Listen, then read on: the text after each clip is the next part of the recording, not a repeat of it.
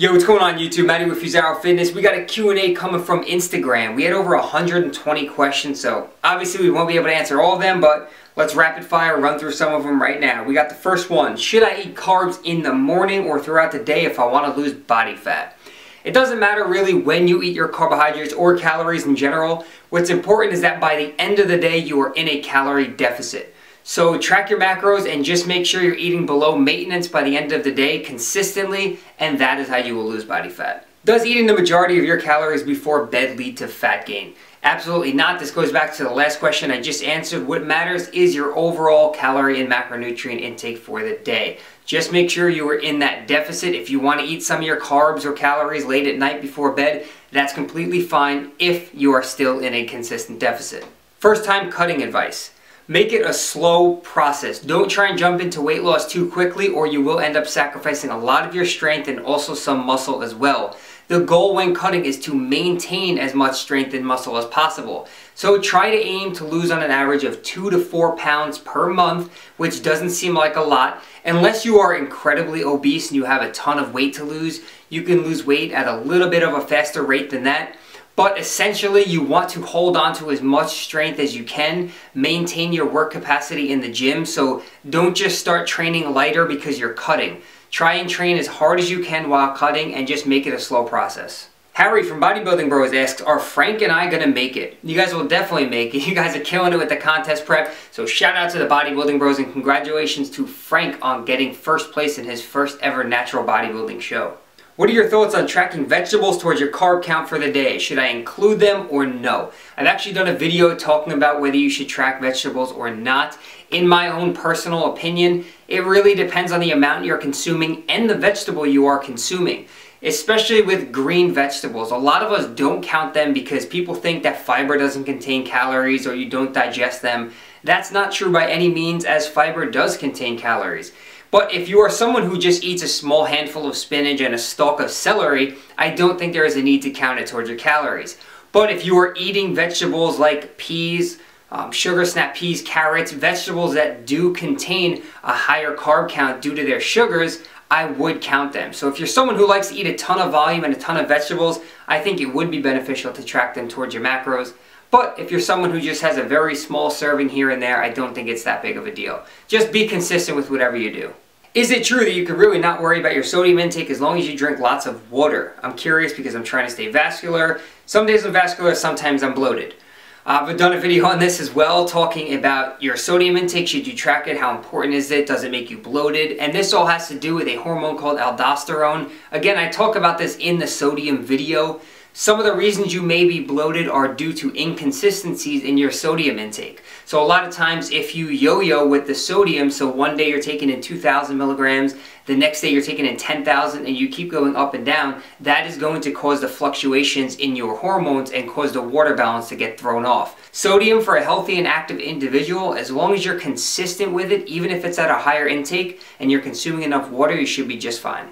You're laying in bed and you hear something outside your bedroom door and you get up to see what it is. Behind the door is either a 5'7", 350-pound silverback gorilla, a 14-foot, 2,500-pound Kodiak bear, or Sasquatch. Which of those three would you rather see behind the door? Dude, what the fuck? Which do you think has the better burger, McDonald's or Burger King? I was always a fat kid growing up and McDonald's was my go-to, so I'm going to stick with McDonald's because I was always a big fan of the Big Mac. And then I used to get some burgers on the side and supersized fries. Yeah, I went hard back as a kid. But it's been a couple of years since I've had fast food, so I really can't compare. I haven't had Burger King in a few years. And I practice flexible dieting, but those aren't foods that I really try and fit into my macros. So it's kind of hard to give an answer, but I'm sticking with what I grew up with. McDonald's. Why do fools fall in love? Because they don't want to be forever alone. How often do you switch up your workouts? I don't know if that question is directed towards me or you're asking how long should someone switch up their workouts.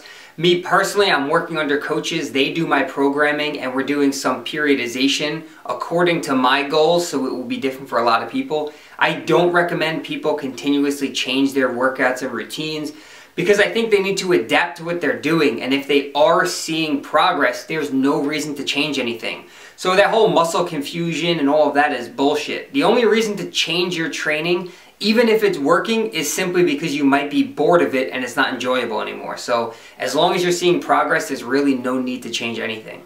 Will you add more shirts, hoodies, tank tops, and other stuff to your store in the near future? Absolutely. Actually working on some stuff now, so I'm excited to get it released, but I just want to make sure it's right. So we got some stuff coming soon. I feel like my left pec is stronger and maybe even bigger than my right pec. Is there any way to even those out? Yes, absolutely. I've done a video talking about muscular imbalances before, and oftentimes your stronger side will compensate. So if you are doing a flat barbell bench press, you may end up with the bar like this. The reason being is because you're doing a compound movement with both hands fixed to the same bar. So what you want to do is try and do some more isolation type work. Some one-arm dumbbell bench press can actually be pretty beneficial. So set yourself up on a bench and use one dumbbell at a time. Don't go too heavy because your core might not be used to it. So you want to make sure you have a stable core and do one-arm bench presses with the weaker side first. So if you said your left pec is stronger than your right, start with the dumbbell in your right hand, do however many reps you're doing with whatever weight, and repeat the same with the left side. Even though your left side is stronger and you could probably do more weight and more reps, if you do that, you'll just further the imbalance. So what you want to do is match your stronger side to your weaker side. What are the best exercises to do for lacking shoulder size? I highly recommend an overhead press. So if you want to do a barbell overhead press, standing overhead, or if you want to grab some dumbbells and do a seated dumbbell overhead press, some type of compound movement that will involve the entire shoulder. A lot of people place a little bit too much emphasis on their isolation exercises. There's nothing wrong with trying to build up the side of your shoulder by doing lateral raises, but oftentimes people focus too much on those isolations and not enough on their pressing. So focus on your pressing movements and getting stronger. What kept you motivated to lose weight and gain muscle? Results, progress. That is what keeps me motivated. Seeing that I have the power to change my physique. I'm in complete control. I can't just stand here and gain muscle or lose fat. I have to actually personally go out and do it. I manipulate my diet and training, and knowing that I have that control is what keeps me motivated to keep going. How do you work through plateaus, specifically flat bench press? Are there exercises you recommend or don't recommend for overcoming these? You have to find out where your sticking point is. So is it your lockout, which may be a tricep issue? Is it getting the bar off your chest, which you may be able to do some pause work? So it depends where the plateau is. You have to find the point at which you're stalling and then focus on movements centered around that to help you push through it. So it really depends on what your plateau is. After finishing a cut, what's the best way to add calories to get back to maintenance? Your pal, Paul McDonald, a subscriber from YouTube. What's up, Paul McDonald? So if you are coming off of a cut and you're transitioning back into maintenance or into a bulk, all you do is take your current macros, whatever you're cutting on, and slowly start to add calories, preferably from carbs. So take your macros now, maybe add 25-30 grams of carbs, track your weight over a week, see how your body responds, and then just take it from there. If you're not gaining any weight, add a little bit more carbs and just keep repeating the process and slowly adding calories weekly and just keep monitoring the trends. So that's really all there is to it. Just don't jump into a huge surplus after coming off of a cut. Who would win in a fight, you or the deadlift bra? Is that a serious question? Ha! I was asked multiple times if I even lift. The answer will still always be no. What is your take on taking casein protein as a snack during the daytime? For example, on a rice cake or two as a dessert to kill a craving for chocolate. Now, I don't think you specifically have to have casein, although for some people it is more satiating. It's a little bit thicker of a consistency. For me personally, it doesn't sit well in my stomach, but yeah, you can absolutely do that. It is a slow digesting protein. If you mix it up and want to turn it into a dessert, I think that's a good idea. You can really use any protein powder, but casein will probably make you a little bit fuller longer. Can we have a New York mashup? You tell me where and when, and let's get it started. Let's get everyone on the East Coast to get a training session in. How can something that has 0 calories have a total of 1 carb? Why wouldn't it be 0 carbs? For example, a 0-calorie monster. On nutrition labels, they are allowed to round. So 1 carbohydrate would equal 4 calories.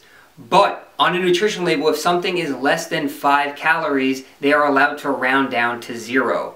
So that's why you see 1 carb and 0 calories. So I think I've actually done a video talking about how to read a nutrition label and how they get away with rounding numbers up and down, but that's your answer.